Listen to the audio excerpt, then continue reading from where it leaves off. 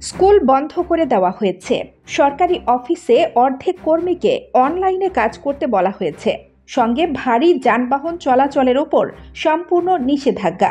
এত কিছুর পর পাকিস্তানের পাঞ্জাব প্রদেশের কর্তৃপক্ষ দেশের বিপজ্জনক ধোঁয়া পরিস্থিতি মোকাবেলা করার জন্য একটি অদ্ভুত পরিকল্পনা নিয়ে এসেছে। লাহোর হাইকোর্টকে পাঞ্জাব কর্তৃপক্ষকে জানিয়েছে যে সরকার ধোঁয়া সম্পর্কিত একটি দীর্ঘমেয়াদী পরিকল্পনা তৈরি করেছে।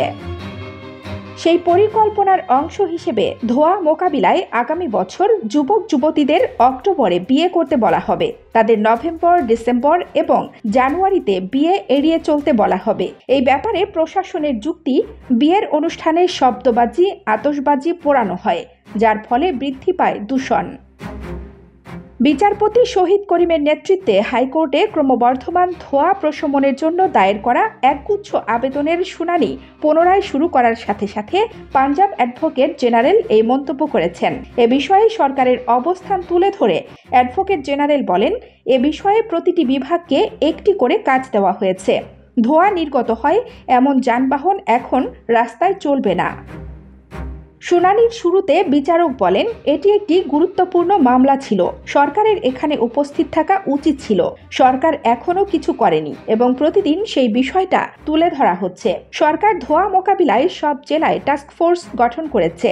9 নভেম্বর থেকে সরকার 100টি বাস তুলে নিয়েছে। পাঞ্জাব, বিশেষ করে লাহোর, গত মাস থেকে একটি গুরুতর ধোঁয়ার কবলে রয়েছে। ঘন বিষাক্ত মেঘ এখন মহাকাশ থেকে দৃশ্যমান। নাসা দ্বারা স্ট্রাইকিং স্যাটেলাইট চিত্রে তা ধরা পড়েছে। আইকিউ এয়ারের মতে লাহোরে বিশ্বের সবচেয়ে দূষিত বায়ু রয়েছে বলে জানা গেছে। পাঞ্জাবের প্রাদেশিক রাজধানী বিশ্বব্যাপী সবচেয়ে দূষিত শহরের এয়ার কোয়ালিটি ইন্ডেক্স তালিকার শীর্ষে রয়েছে। ভারতের নয়াদিল্লি এবং কঙ্গোর গণতান্ত্রিক প্রজাতন্ত্রের কিনশাসা যথাক্রমে দ্বিতীয় এবং তৃতীয় স্থানে রয়েছে। কানিজ ফাতেমা, নিপা, খবর সংযোগ।